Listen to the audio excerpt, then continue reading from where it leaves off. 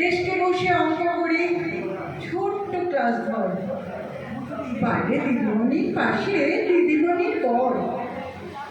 আমি তখন নবম শ্রেণী, আমি তখন শাড়ি, আলোগুলো বেণীমাধব সুলেখাদের বাড়ি। বেণীমাধব লেখাপড়ায় ভালো, শহর থেকে বেড়াতে এলে আমার রং কালো। তোমায় দেখে এক দৌড়ে পালিয়ে গেছে ঘরে। বেণীমাধব আমার বাবা দোকানে কাজ করে। গঞ্জে আলে গঞ্জে তব ফুটেছে মঞ্জরি। সন্ধেবেলা পড়তে বসে অঙ্কে ভুল করি। আমি তখন নবম শ্রেণী, আমি তখন শাড়ি, আমি তখন নবম শ্রেণী, আমি তখন 16। ব্রিজের ধারে বেণীমাধব লুকিয়ে দেখা হলো।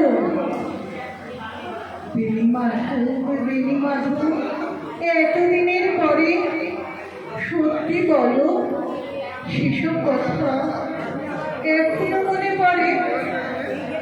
সেসব কথা বলেছ তুমি তোমার প্রেমিকাকে?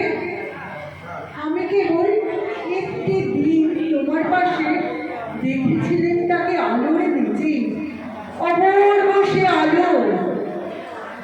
স্বীকার করি দুজনকে মানিয়েছিল ভালো। জুড়িয়ে গেল চোখ আমার, ফুরিয়ে গেল চোখ। বাড়িতে এসে বলেছিলেন ওদের ভালো হোক।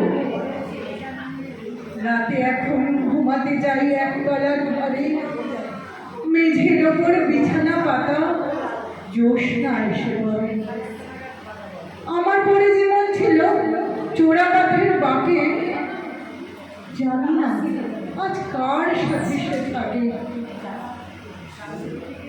আজ জুটেছে কাল কি হবে, কালের ঘরে শনি। আমি এখন এই পাড়ায় সেলাই দিদিমণি। তবু আগুনে বেণীমাধব আগুন জ্বলে কই?